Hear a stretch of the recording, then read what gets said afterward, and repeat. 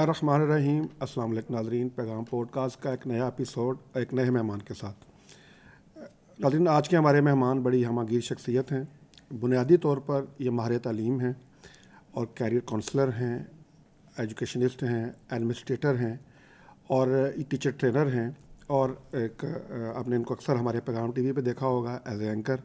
एक बड़ा हमारा मशहूर प्रोग्राम था निस्फ़ ईमान, उसको होस्ट करते रहे हैं। इसके अलावा ख़ुद भी उनकी अपनी माशाल्लाह सोशल मीडिया प्रेजेंस बड़ी अच्छी है। हमारे साथ मौजूद हैं आज मोहम्मद इफ्तिखार खान साहब।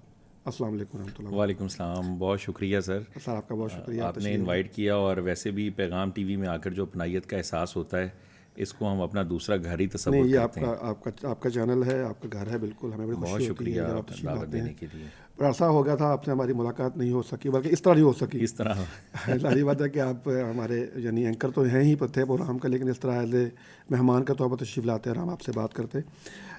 आप कैरियर काउंसलिंग करते हैं माशाल्लाह। जी जी, हमें ये बताइए कि कैरियर काउंसलिंग क्या है और इसकी अहमियत क्या है और ज़रूरत क्या है।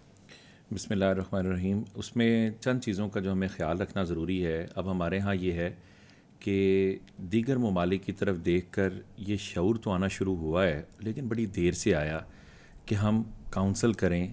काउंसलिंग सिर्फ करियर की बेस पे नहीं होती। काउंसलिंग 2 स्टेजेस पे की जाती है, चाहे वो आपके एजुकेशन के हवाले से हो, चाहे वो आपके लाइफ के हवाले से हो, चाहे वो आपकी फैमिली के हवाले से हो। और करियर काउंसलिंग इतना वास्ट फील्ड है कि जिसका अहाता करना बड़ा मुश्किल है। इसमें ख़ास तौर पर हमें जो एरिया ऑफ फील्ड जो हैं जो इसको डील करते हैं वो 4 तरह के हैं। उनको डिस्कस करने से पहले मैं ये बताना चाहूँगा, करियर काउंसलिंग में देखा जाता है सबसे पहले आपकी सेल्फ, जिसे कहते हैं ना इंट्रोस्पेक्शन, जिसे आप कह लें कि खुद एहतसाबी ज़रूरी है कि आपका इंटरेस्ट क्या है। सेल्फ एक्चुअलाइजेशन कह लें, सेल्फ रियलाइजेशन कह लें कि आपके अंदर से आवाज़ क्या आती है, कि आपको कौन सा फील्ड आपको बेहतरीन लगता है या जिसमें आपका इंटरेस्ट है। नंबर 2, आपका वर्किंग इन्वायरमेंट जिसमें आपने काम करना है वो कंपैटिबल है या नहीं। नंबर 3, आपके अंदर उसके लिहाज से एबिलिटीज़ हैं कि नहीं कि आप उसको कर सकते हैं। और नंबर 4 देखा जाता है आपके फाइनेंशियल मैटर्स को भी, कि वो आपको असिस्ट करेंगे। आपके मुल्क की हालात कैसे हैं, आपके तालीमी इदारे जिनका आप चुनाव करना चाहते हैं वो उसके साथ सिंक्रोनाइज भी होंगे, हम आहंग भी होंगे या नहीं। ये तमाम चीज़ें जब मिलती हैं ना, फिर उसमें आखिरकार वही 1400 बरस पहले वाली बात आती है, वशाविरहुम फिल अम्र, कि मशवरे वाली बात आती है। और उसमें मशवरे के लिए 2 ही बेहतरीन हस्तियाँ जिनका इंतखाब किया जाता है, वो वालिदैन और असातिज़ा और स्टूडेंट्स। ये ट्रायंगल के 3 कॉर्नर्स हैं जिनको मिलकर एक तय करना होता है कि आगे फ्यूचर क्या होगा। मैं हमेशा मिसाल दिया करता हूँ कि सेकेंड ईयर इंग्लिश में एक आज भी लेसन जो हमने पढ़ा था आज भी वही पढ़ाया जाता है, why boys fail in college.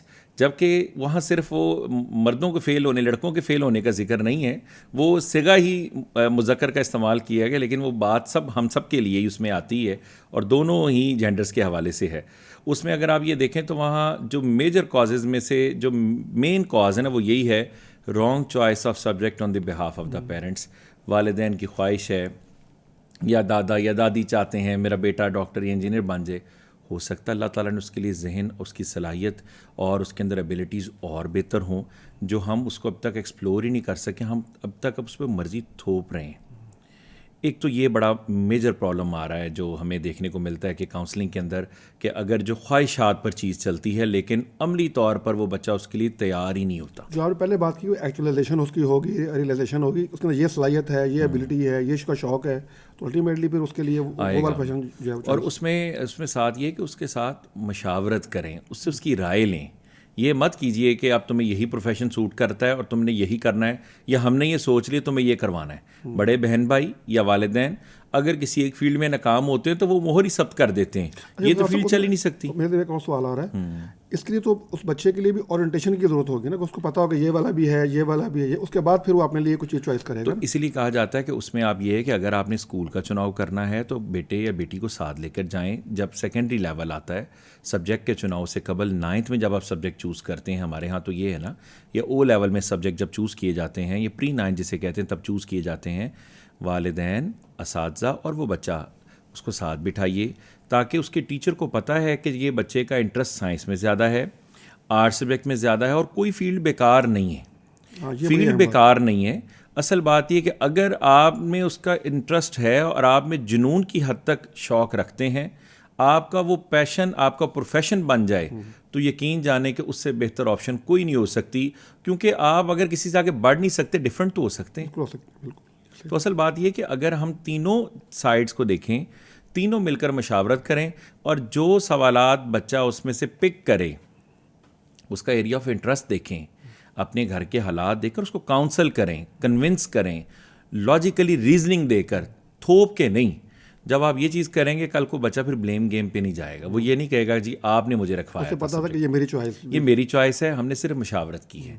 और अच्छा, एक मज़े की बात है, हमारे यहाँ एक और गलती होती है, जब हम कॉलेज का चुनाव करते हैं तब हम मैट्रिक के टीचर से मशवरा लेते हैं, जब हम यूनिवर्सिटी का चुनाव करते हैं तब हम इंटरमीडिएट के टीचर से मशवरा लेते हैं। हरगिज़ ऐसा नहीं है, जिसका काम उसी को साजे। मैट्रिक के उस्ताद की डोमेन मैट्रिक की हद तक है, उससे आप अपने मैट्रिक के हवाले से ज़रूर पूछिए कैसे पढ़ना है, मार्क्स कैसे गेन करने हैं, सब्जेक्ट कौन सा बेहतर है, किस में मेरे मार्क्स बेहतर आएंगे। लेकिन कॉलेज की मुशावरत कॉलेज के लेवल के लोगों से होनी चाहिए।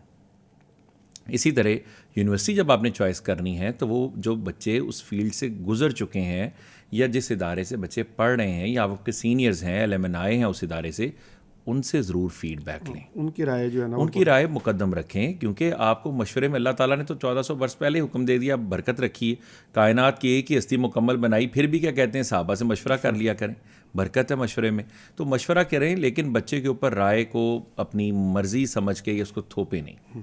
अच्छा, ये फरमाइए कि ये जो आपकी कैरियर काउंसलिंग है, ये किस लेवल से शुरू होती है, यानी किस लेवल पे उसको आगाज़ करना चाहिए? कैरियर काउंसलिंग का मैं आपको बताऊं, ये इसका बुनियादी तौर पर जो सिलसिला था ना, ये 1908 में ना फ्रैंक पार्सन्स ने उसको फादर ऑफ कैरियर काउंसलिंग कहा जाता है। तो उसने जब इसका इब्तिदा किया तो उसकी किताब ये थी कि पेशे को अपनाने के जो तरीके हैं ना, यानी चॉइस ऑफ वोकेशंस, यानी आपने पेशे का चुनाव कैसे करना है। तो उसने तो ये सिलसिला रखा है कि ये किसी भी स्टेज से हो सकता है। अगर हम उसकी इस बुक को देखते हैं ना, चॉइस ऑफ वोकेशंस को, तो उसमें हम पढ़ें तो हमें अंदाज़ा होता है कि ये किसी, फॉर एग्जांपल, अगर आप चाहते हैं कि मेरा बेटा या बेटी कल को मसीहा बने, डॉक्टर बने, तो घर में उसको खिलौने ही ऐसे दे दें कि उसकी, फॉर एग्जांपल, आप डॉक्टर सेट ला दें, अब तो बड़ा कॉमन है। दूसरा, बच्चे को जब जो चीज़ें उसको प्रोवाइडेड होंगी, जो वो घर में माहौल देखेगा, आपने अमूमन देखा होगा बच्चे जब स्कूल से आते हैं जिस टीचर से इंस्पायर्ड होते हैं उसी तरह से बिहेव करते हैं। बेटी आके प्रिटेंड करेगी या बेटा प्रिटेंड करता है कि मैं पढ़ा रही हूँ बच्चों को, ऐसे मैंने बात करनी है, क्योंकि उसको वो जो पर्सनैलिटी उनको फर्स्ट डे से मिलती है उसको आइडलाइज करते हैं। इसलिए कहा जाता है कि हमारी जो टॉडलर स्टेज की टीचर्स हैं वो वेल ग्रूम्ड होनी चाहिए पर्सनैलिटी के एतबार से भी, और फीमेल में चूँकि टेंडरनेस है, मेल उस स्टेज को डील नहीं कर सकते, फीमेल्स का ही चुनाव होना चाहिए। उनकी कम्युनिकेशन स्किल स्ट्रांग होनी चाहिए, उनके मॉन्टेसरी कोर्सेज बड़े ज़बरदस्त करवाए जाने चाहिए, उनकी ट्रेनिंग बहुत ज़्यादा हो, और हाईली क्वालिफाइड लोग आपके जूनियर स्टेज पे पहले लगाने चाहिए, ताकि हमारी नर्सरी अच्छी तैयार होनी चाहिए। और जो भी आप बच्चे को बनाना चाहते हैं वैसे घर का माहौल दे दें। आप घर में जब 5 मरतबा वज़ू करेंगे, जानवज़ बिछाएंगे और कहेंगे नहीं, अमली तौर पे परफॉर्म करते नजर आएंगे, बच्चा खुद ब खुद जानवास पे खड़ा होगा।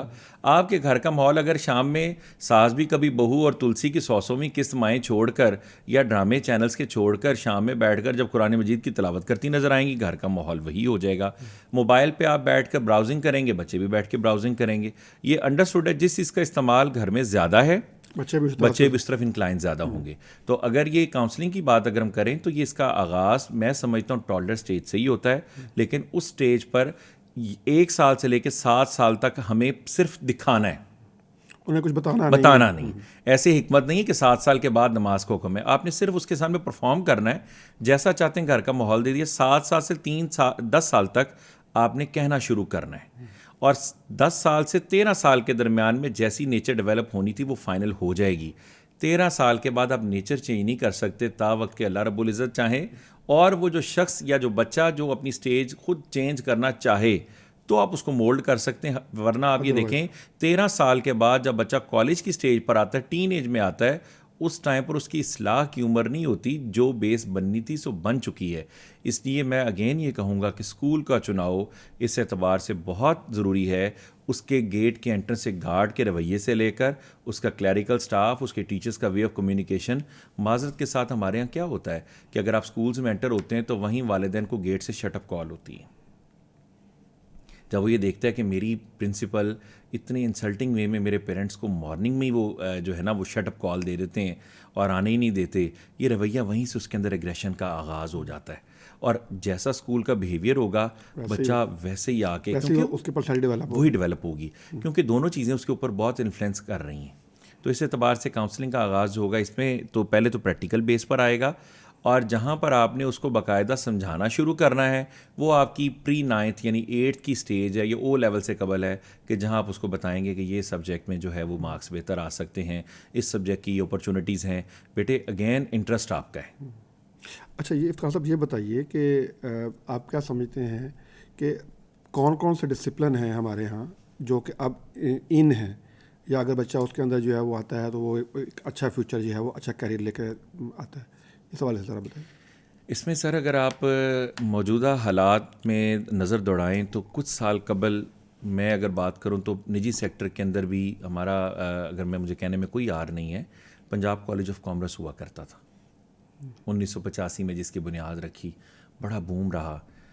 2000 जब शुरू हुआ उसमें जाकर 2-3 में ICS का बूम आया, कॉमर्स पैरेलल चलता रहा, 6-7 से ICS का डिक्लाइन आया, FSC फिर दोबारा तकवीत वापस पकड़ी उसने, ICOM को जवाल आना शुरू हुआ। अब FA ICOM अगर हम देखें तो, और इसी तरह अकाउंटेंसी, ये सारे फील्ड इस वक्त पाकिस्तान की इस मौजूदा सूरत हाल के तनाजुर में और ओवरऑल भी इकनॉमिकल क्राइसिस की सूरत हाल में ये शोबाजात काफ़ी तनज़ली का शिकार हैं।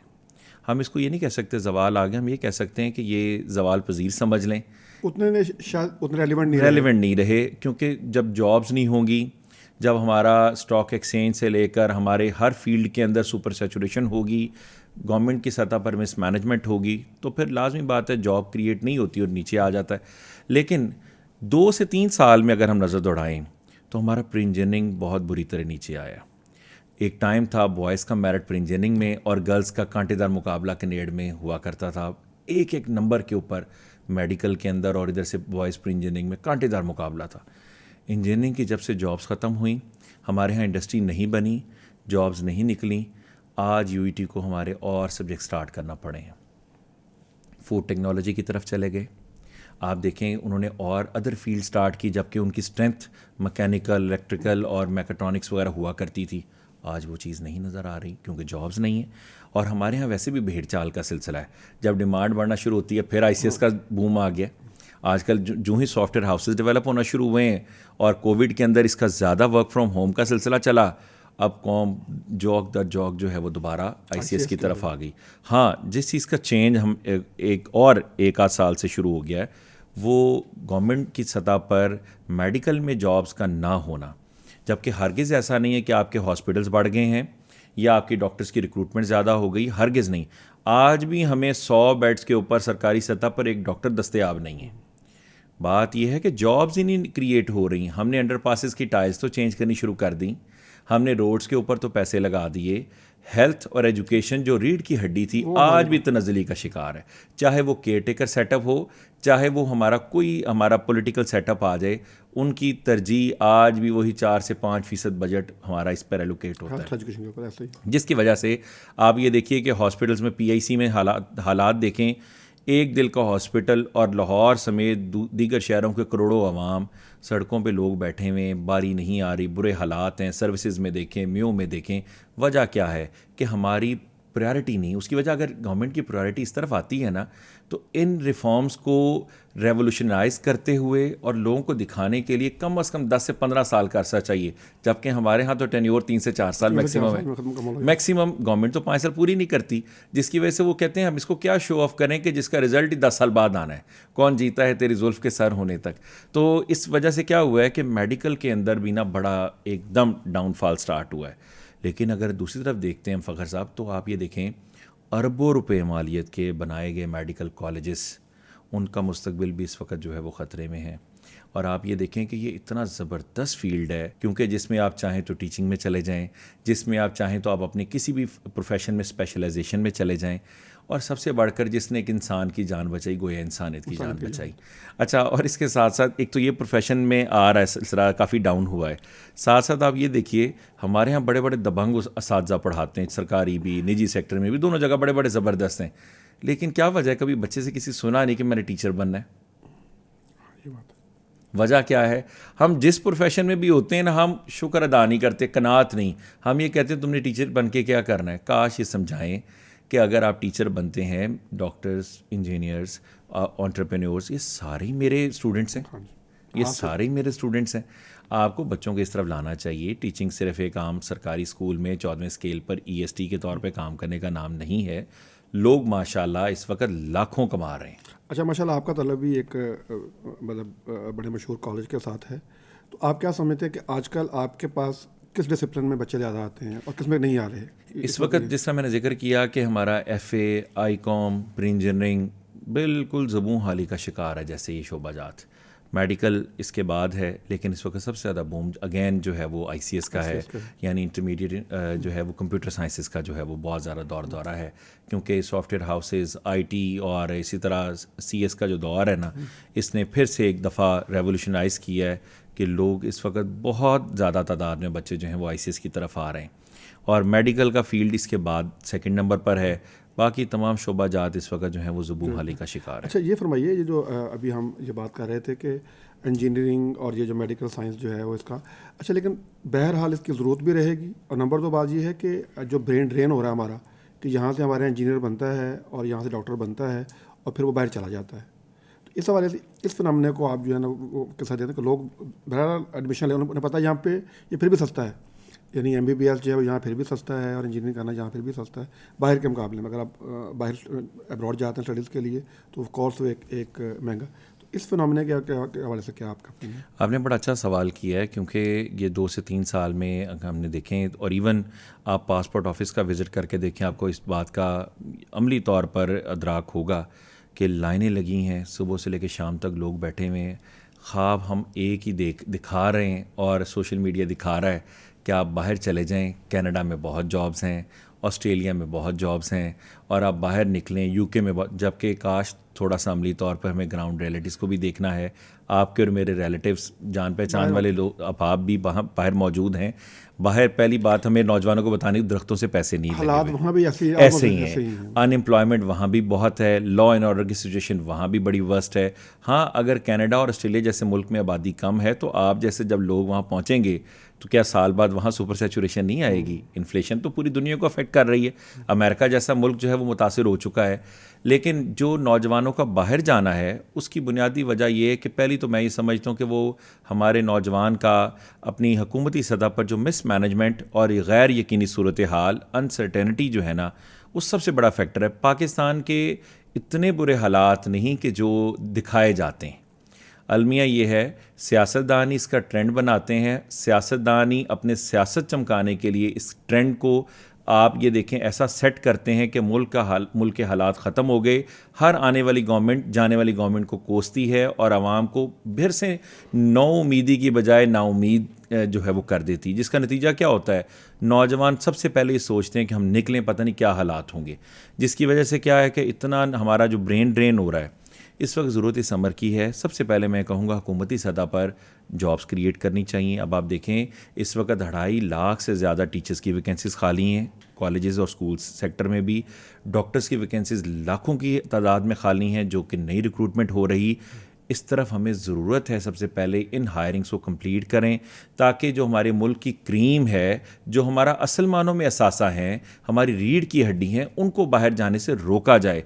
हत्ता कि जो हम लेकर भी आए PKLI में, वो डॉक्टर लेकर भी वापस आए, तो आप देखें जब उसकी तनख्वाह ही 12 लाख आपने चैलेंज कर दी कोर्ट के अंदर, वापस चला गया। आपको 12 लाख चुभ रही है, बाहर से उनको करोड़ों मिलते हैं, आप उनको रोकें।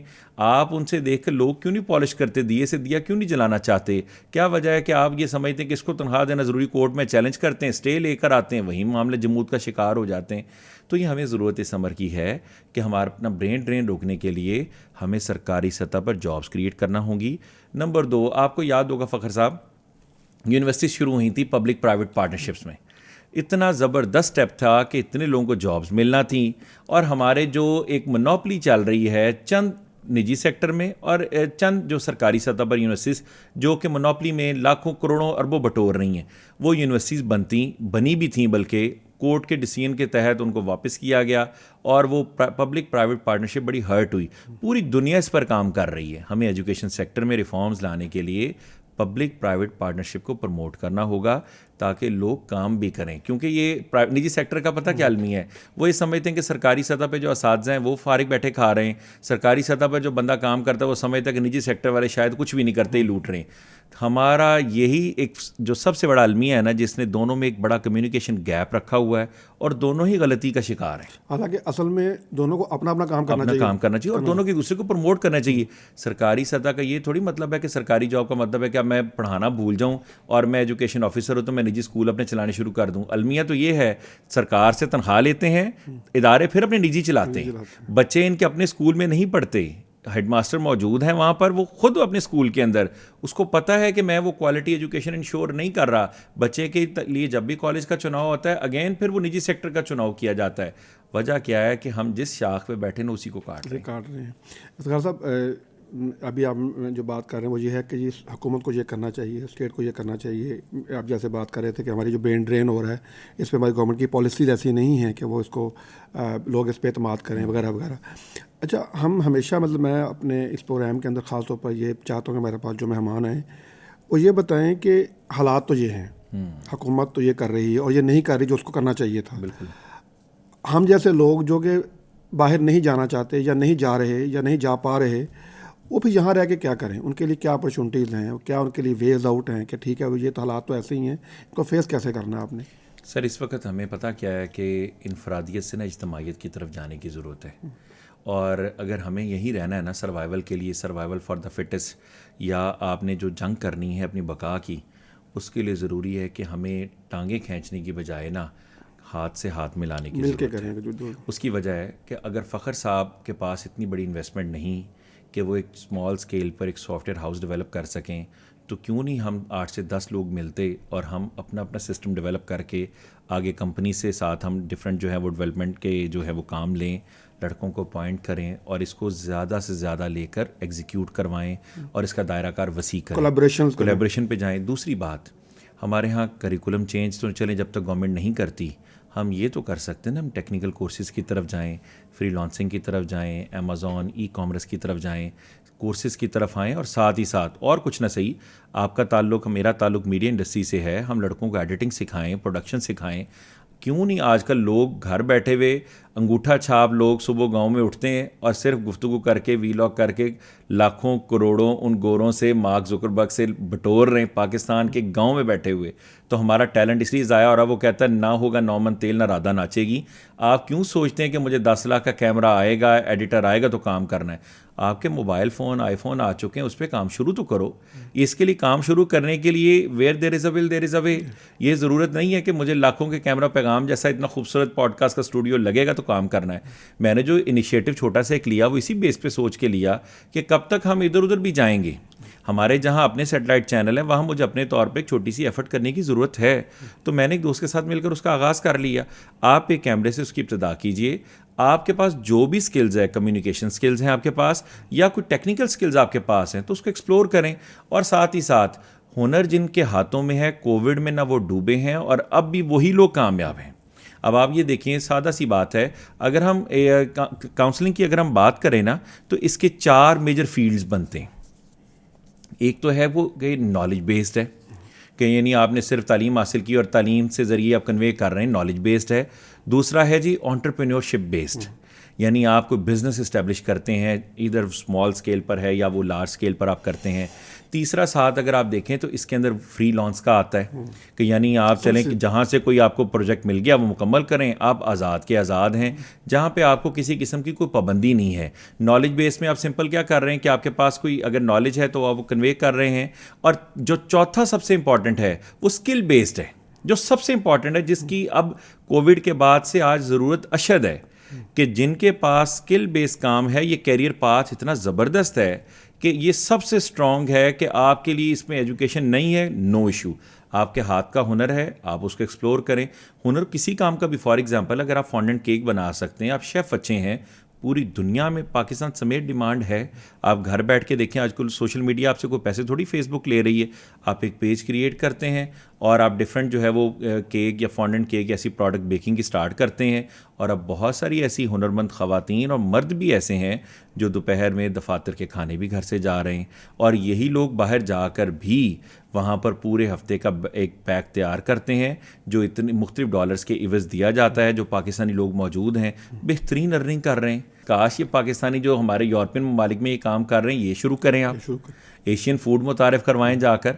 इस वक्त कोई ऐसे अमर माने नहीं है आपको काम करने में, आप ठेले से आगाज़ करें। कोविड के दौरान में देखा होगा बहुत सारे पढ़े लिखे लोगों ने ठेला भी लगाया, कार्ट लगाई, लेकिन आप उसको एक अच्छा एक टच दे दें। काम अगर हमारे यहाँ अलमिया ये कि हमें आता है ये काम मैं करूँ, छोटा बड़ा ये काम छोटा है, ये काम मेरा, जबकि आप ये देखें बाकी जो कौमें तरक्की की चाइना समेत, उनके अंदर एक ही है कि वो मैं नहीं है।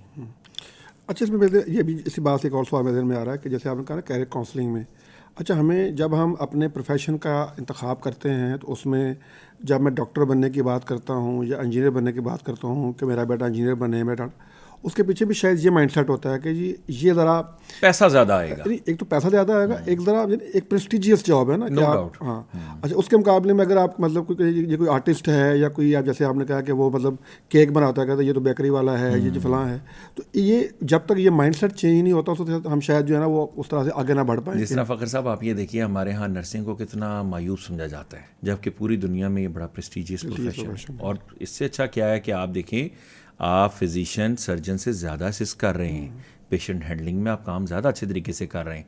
हमारे यहाँ क्या है कि हमारे यहाँ सिर्फ ये है कि जो काम लुक बिजी डू नथिंग, और जहाँ पर आपकी सुपरमेसी नज़र आए, जहाँ बॉसी आपका एटीट्यूड नज़र आए, आप समझते कि ये प्रोफेशन अच्छा है, बाकी सब ज़ेर-ए-ताब है।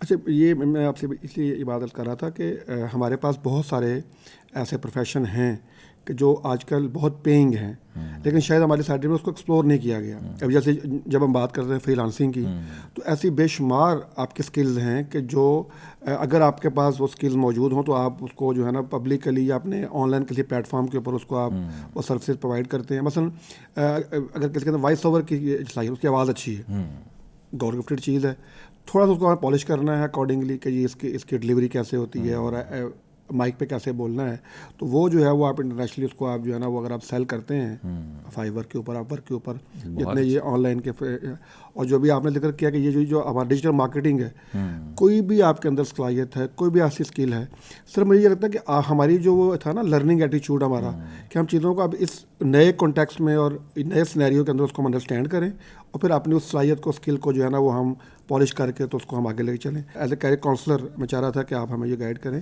कि ये जो प्रोफेशन की टाइप्स होती हैं बहुत सारी, जैसे आपने कहा कि मेडिकल की है, हमारे यहाँ तो वो सिर्फ 3-4 ही हैं ना, किस किस्म या कितनी किस्म के प्रोफेशन हैं कि आप जो आप समझते हैं कि हमारे पास इस वक्त उसकी अपॉर्चुनिटीज़ हैं और उनको हम अगर हम इख्तियार करें और हमारे लोग उस तरफ आएँ, तो एक तो हमारे पास फॉरेन रेवेन्यू भी आएगा और जो फ्रीलांसिंग के ज़रिए, और ऑफ कोर्स हमारी जो है वो इकॉनमी बेहतर होगी, मुल्क की भी और अपनी भी।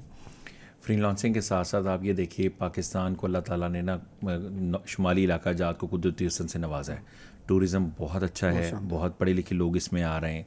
तीसरा अगर आप ये देखें एग्रीकल्चर, कोविड के दौरान जब लोग घर रहे, इदारे बंद थे, तो लोगों ने लव बर्ड का बिज़नेस स्टार्ट किया था। और कहाँ हमारे होते हुए जब हम लोग शुरू में रखा करते थे घर में एक आध परिंदा, कदर नहीं थी। जब शऊर आया, इसके अंदर इतनी म्यूटेशंस आई कि 30+ अब बिज़नेस है और 5-5 लाख का उसको वो सेल कर रहे हैं। इसी तरह एग्रीकल्चर के साथ साथ अगर आप ये देखें, इस वक्त होटल मैनेजमेंट कंप्लीट इंडस्ट्री बन चुका है। जबकि पहले ये सोचा करते थे लोग कि होटल है, छोटा सा ढाबा है, अब वो बाकायदा इंडस्ट्री बन चुका है। अब आप ये देखें, आपकी बेकिंग जो है वो बाकायदा इंडस्ट्री बन चुकी है। मीडिया का तो जहाँ इलेक्ट्रॉनिक का दौर था, प्रिंट मीडिया का दौर था, अब तो डिजिटल मीडिया सारी चीज़ें पीछे छोड़ चुका है। और इस वक्त लोग, और आप देखें, आप ब्लेस्ड हैं कि आपको इंस्टा जैसे, फेसबुक जैसे, यूट्यूब जैसे प्लेटफॉर्म मौजूद हैं। शर्त यह है कि उसमें एक नंबर 1 कंसिस्टेंसी चाहिए, मुश्किल मिजाजी। ये ना सोचें आज मेरे व्यूज़ जो हैं वो 10 आए हैं और ये मेरी आज वीडियो सेल नहीं हुई, ये मेरी एक्सेल नहीं कर रही, मैं 10 वीडियो बनाई, कुछ भी नहीं बना, 2 माह में कुछ नहीं बना। व्यवस्था रहे शजर से उम्मीदें बाहर रख, रोज़ कंटेंट डालना पड़ेगा, इससे नाउम्मीद नहीं होना।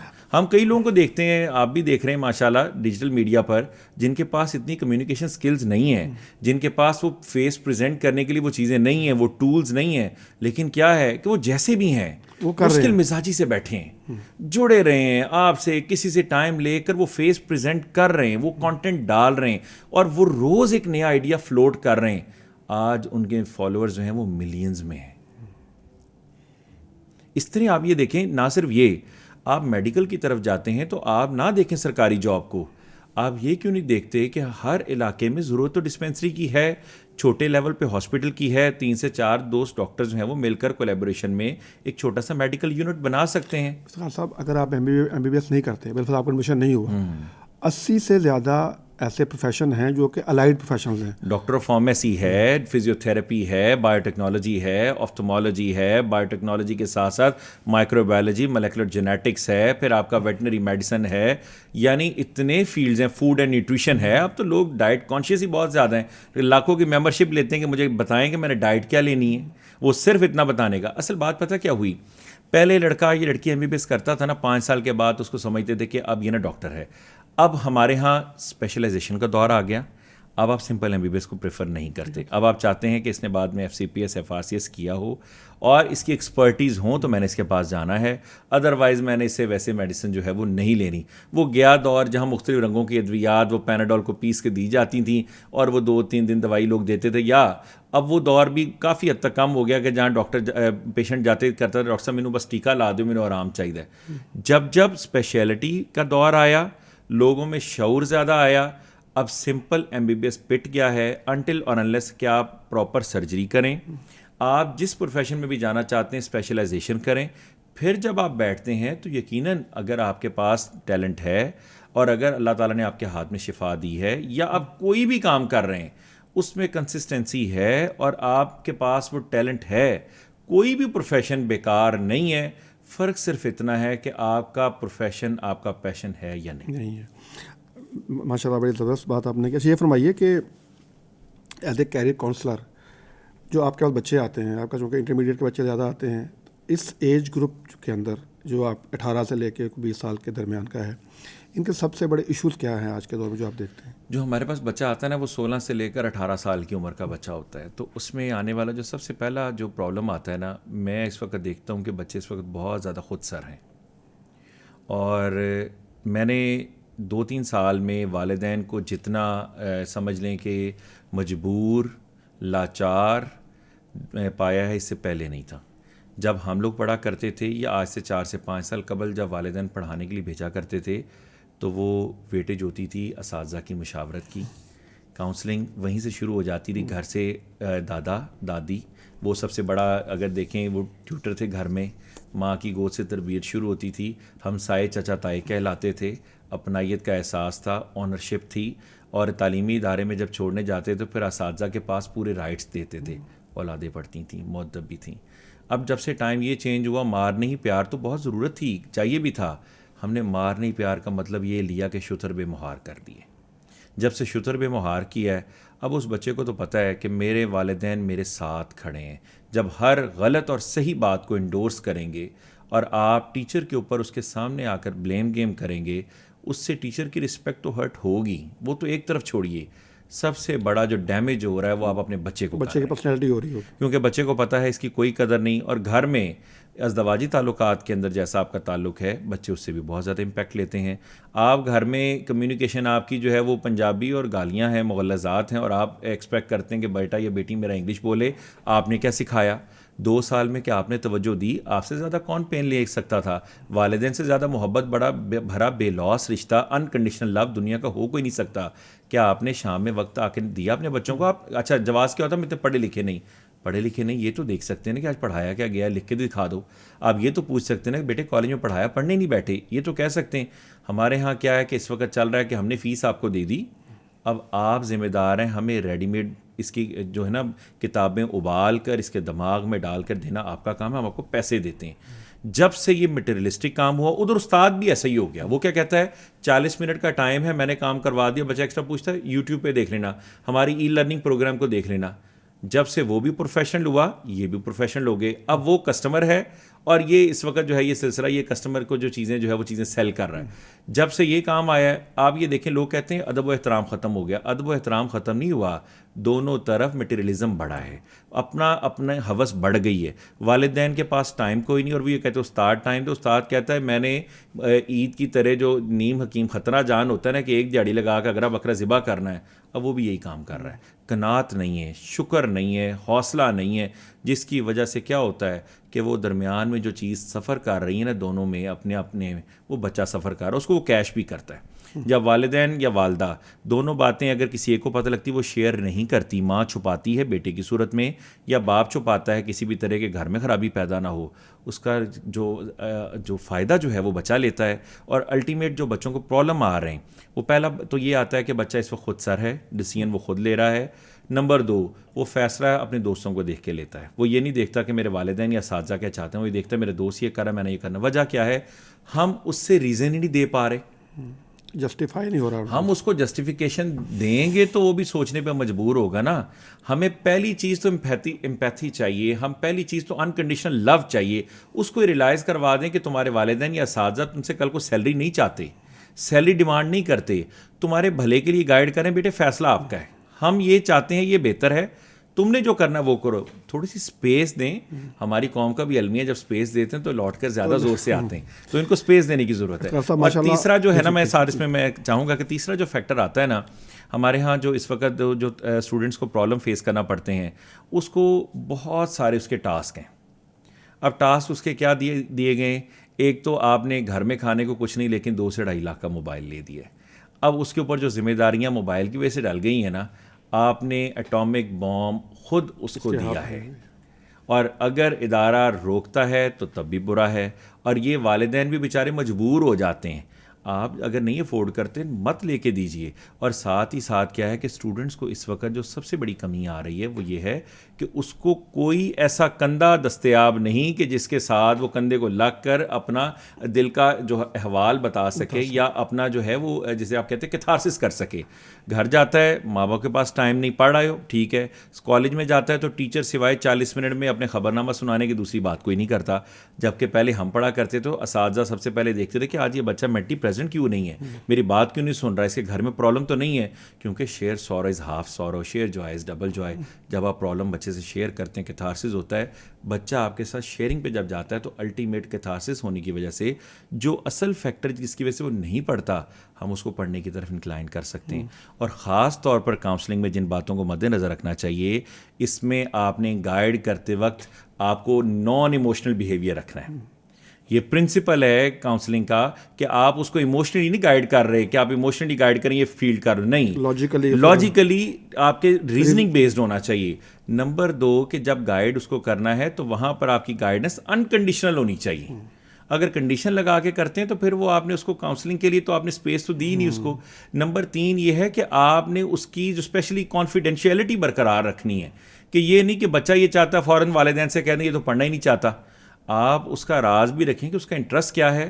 आप वालिदैन को अच्छे तरीके से कन्विंस करें कि ये फील्ड ज़्यादा बेहतर हो सकता है, उसका राज भी रहे और कन्विंस भी हो जाए वालिदैन। इससे अल्टीमेट क्या होगा, बच्चा पढ़ाई की तरफ रग़बत इख्तियार करेगा। इसी से एक वाक़या भी तो याद आता है ना कि क्लास में एक लड़के की घड़ी चोरी हो गई। हमारे असातिज़ा को भी ज़रूरत है, मेरे समेत हम सबको ये करना भी चाहिए। तो जब घड़ी की तलाशी ली गई तो उस वक्त एक घड़ी बरामद होगी, उस बच्चे को दे दी। काफ़ी साल गुजरे तो उसके बाद एक बच्चा रास्ते में मिला, उसने उस उस्ताद से माजरत की कि वो घड़ी मैंने चुराई थी एक मरतबा। तो कहने कि मुझे याद नहीं। तो कहने लगे कि सर आपको पता था, आपने मुझे कहा कुछ नहीं। कहते नहीं, जब मैंने घड़ी निकाली थी ना तुम्हारी पॉकेट से, उस वक्त मेरी भी आंखें बंद थी कि मैं नहीं चाहता था कि राज अफशां हो जाए। क्योंकि अगर हम उसको सामने ही सारा विक्टिमाइज़ कर देंगे तो फिर तो वो उसकी इस्लाह की गुंजाइश ख़त्म हो जाएगी। इस पर फिर थॉमस एडिसन की माँ भी याद आती है कि देखें ना इन्वेंशन कितनी ज़बरदस्त उसने फिर की, और उसके स्कूल ने उसको निकाल दिया है। लेकिन माँ लेटर क्या पढ़ती, उल्टा पढ़ती है कि बेटे स्कूल वालों ने लेटर लिखा है कि ये स्कूल इस काबिल नहीं कि आपका बेटा पढ़ सके, एक्स्ट्राऑर्डिनरी इसकी सलाहियत है, इसको कहीं और भेजें।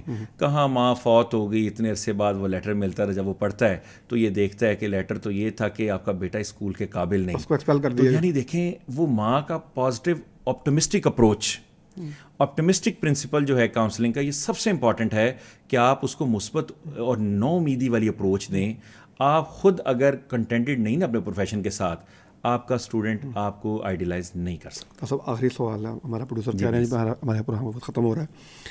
वालदैन आते हैं आपके पास, टीन एजर बच्चों के, टीन एजर हैं बच्चे आपके पास आते हैं और उनके वालदैन, अभी जिस तरह आपने सारे मिसाल कर की है, वालदैन को आप क्या सजेस्ट करते हैं कि किस तरह से वो पेरेंटिंग करें तो वो अपने बच्चों की जो है वो सही तरबियत कर सकते हैं?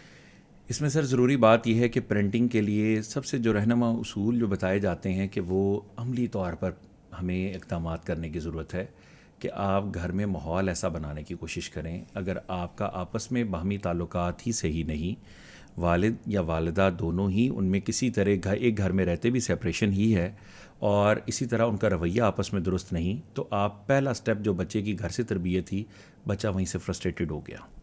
पहली तो ज़रूरत यह है कि हमें आपस के ताल्लुकात आपको बेहतर बनाने की ज़रूरत है। नंबर 2 ये है कि आप बच्चे को जैसा बनाना चाहते हैं वैसे घर में लॉजिस्टिक सपोर्ट, वैसे टूल्स, वैसे गैजेट्स, वैसे इंस्ट्रूमेंट्स भी प्रोवाइड करें। नंबर 3, बच्चे की राय का भी एहतराम करें और अगर उससे गलती होती भी है तो अगर आप वो नहीं संवार सकते तो सबसे अच्छा तरीका है कि उसका जो फेवरेट टीचर है उसको बताएं। उससे जो चीज़ इनडायरेक्ट वे में उसको कन्विंस होगी, जहाँ उसकी इज़्ज़त नफ्स, उसकी सेल्फ़ इस्टीम का भी ख्याल रखा जाए, उससे बड़ा बच्चा जल्दी कन्विंस होता है और वो अपने उस्ताद की बात ज़रूर मानता है, जिससे वो बहुत इंस्पायर्ड होता है। और चौथी चीज़ ये है कि जब भी आप अपने बच्चों को, अगर आप समझते हैं कि मेरे लिए बहुत मुश्किल है इसकी इस प्रोफेशन में कंटिन्यू करवाना, तो आप उसकी काउंसलिंग की तरफ जाएं उसके असातिज़ा के थ्रू, ना कि आप डायरेक्ट ये कहें कि तुम्हारे फ़लाँ कज़न ने मशवरा दिया, वो तो कहते ये पढ़ ही नहीं सकते, इतने तो हम पैसे अफोर्ड ही नहीं कर सकते। आप उसको रियलाइज़ करवाएं, बेटा ये फील्ड भी बेहतर है, इस फील्ड में भी जाया जा सकता है, लेकिन उस वक्त हम कोशिश ये करेंगे कि आप भी शाम में कहीं ऐसा काम स्टार्ट कर लो, मैं भी साथ सपोर्ट करूँगा। एक तरफ आप उसको पॉजिटिव अप्रोच तो दें। बहुत सारे बच्चे माशाल्लाह आजकल ऐसे हैं जो पढ़ने के बाद शाम में ऑफिस बॉय की जॉब से लेकर मुख्तलिफ जॉब्स करते हैं, फ्रीलांसिंग करते हैं और अपनी फ़ीसें खुद अदा करते हैं, क्योंकि उनके वालिदैन ने उनको ये नहीं कहा कि अब तुम्हारी ज़िम्मेदारी तुम नहीं करना है। ये जब कंधे पे थपकी वालिद और उस्ताद दे देता है ना, तो वो काम हला शहरी जो कही था ना, उसकी वजह से भी काम जो है ना आसान हो जाता है। तो हमें तो ये एक तो ऑप्टिमिस्टिक अप्रोच देने की ज़रूरत है। फिर 5वीं बात जिसकी ज़रूरत है पेरेंटिंग में, बच्चे की हर बात को इंडोर्स ना करें। अगर वो घर आके कहता है आज स्कूल या कॉलेज या फ़लाँ सर ने या फ़लाँ ने ऐसा कह दिया है, आप उसकी फ़ौरन बात करेंगे, ये बताएं हो सकता है बेटे आपकी भी गलती हो। उसको ये रियलाइज़ करवाएं कि मेरे माँ बाप हर गलत बात पर मेरा साथ नहीं देंगे, वो ज़रूर जो होगा जो बात सही होगी उस तरफ उनका झुकाव होगा और गलत बात में मेरे साथ वो डोइयाँ छड़े और ये असला लेके साथ नहीं खड़े होंगे जो आजकल हो रहा है। सबसे बड़ा मामला बच्चों को हम घर से ये ख़राब कर रहे हैं। छठी बात जो हमें देखने की ज़रूरत है कि अगर आप ये चाहते हैं कि मेरे बच्चे को अच्छा पढ़ना है, अच्छी सहूलियत सारी देना, ये काफ़ी नहीं है। सबसे ज़रूरी बात ये कि आपको घर में उनको वक्त देना चाहिए। अगर आप वक्त नहीं देंगे तो बाहर वो वक्त तो तलाश करेगा। आप अपना स्पेस कम करें। आपके बच्चे आपके साथ फ्रैंकनेस लेवल ऐसा हो जो हर अच्छी और बुरी बात आपसे शेयर करें, ताकि वो आपके साथ दिन का कैथारसिस करें। अगर आप कैथारसिस नहीं करवाएंगे, फिर आप ये चाहेंगे कि बाहर दोस्तियाँ और उन पर छोड़ दिया जाए, तो बेरारवी का दरवाज़ा आपने अपने घर से खोला है। और जिन दोस्तों के साथ ताल्लुकात बच्चा बनाता है उन पर कड़ी नज़र आपकी होनी चाहिए कि वो दोस्त कैसे हैं। और ख़ास तौर पर बेटियों का जहाँ मामला है उस पर तो बिल्कुल खिलाएं सोने का नवाला, तो बेटों के मामले में भी यही है। और देखे शेर की आंख से। और 7वीं बात यह है कि दोस्तों के साथ घरों में भेजना या जब आप तालीमी इदारों के साथ भी टूर वगैरह भेजते हैं तो उस पर ज़रूर इस बात को इंश्योर करें क्या जो इदारे के सरबराहान और असातिज़ा क्या उसको कैटर करते हैं, क्या वो आपके बच्चों का ख्याल इस हवाले से इतना कर सकेंगे, ज़िम्मेदारी लेंगे कि आप बेटा और बेटियां भेज सकें। और सबसे इम्पॉर्टेंट बात जो है, तालीमी इदारे का चुनाव करते वक्त इस बात को मद्देनज़र ज़रूर रखिए, फ़ीस कम है एक अपनी जगह, ये ज़रूर देखें उसकी रवायात क्या हैं, उसने कई सालों से हमारी प्रोडक्शन दी क्या है मुल्क में, उसकी इस हवाले से कंट्रीब्यूशन क्या है, वहाँ से पढ़ने वाले बच्चों का इस वक्त क्या सूरत हाल है। अदरवाइज़ होता ये है कि जब बंद कमरों के स्कूलों में भेजते हैं तो जब बच्चों को स्पोर्ट्स के लिए, मेंटल एक्टिविटी के लिए, फ़िज़िकल एक्टिविटीज़ के लिए मौके नहीं मिलेंगे तो वो फ्रस्ट्रेशन फिर कंप्यूटर और लैपटॉप और सिस्टम और घर में इस तरह की सूरत में ही निकलेगी, क्योंकि हमने उनको प्ले ग्राउंड से महरूम कर दिया। बहुत शुक्रिया अफ्तार साहब, बड़ी आपने कॉम्प्रीहेंसिव अंदाज से जो है ना वो अपनी बात मुकम्मल कर दी। आपका बहुत शुक्रिया, आप तशरीफ़ लाए पैगाम टीवी पे। आप इससे पहले भी तशरीफ़ लाते रहे हैं, लेकिन मैं स्पेशली आपको शुक्रिया अदा करता हूँ। नाज़रीन, हमारे साथ मौजूद थे आज मोहम्मद इफ्तिखार खान साहब, एजुकेशनिस्ट हैं और कैरियर काउंसलर हैं। बड़ी ही खूबसूरत अंदाज में उन्होंने एक हमारी जो सिचुएशन है हमारे घरों की, हमारे जो तालीमी इदारों की और ओवरऑल हमारे जो स्टूडेंट्स हैं उनकी जो कैरियर काउंसलिंग के हवाले जो ज़रूरत उस पर हमारे साथ बात की है। यकीनन ये कैरियर काउंसलिंग जो है अपने बच्चों की हमें करनी चाहिए। उसके लिए जो लोग इसके एक्सपर्ट हैं, इस बात को जानते हैं, समझते हैं, उनके साथ मशवरा करना चाहिए। बल्कि हमने बार बार अपनी गुफ्तगू में इस बात का जिक्र किया कि मशवरा जो है वो अहले इल्म के साथ हमें करना चाहिए इस हवाले से। तो अपने बच्चों के बेहतर मुस्तकबिल के लिए इस दुनिया में भी और आखिरत में भी हमें अहले इल्म के साथ मशवरे में रहना चाहिए, इस दुआ के साथ कि अल्लाह ताला हमारी अगली नस्ल को इस दुनिया में भी कामयाब करे और आखिरत में भी कामयाब करे। हमारे इस प्रोग्राम का वक्त ख़त्म हो जाता है, इजाज़त दीजिए, अल्लाह हाफ़िज़।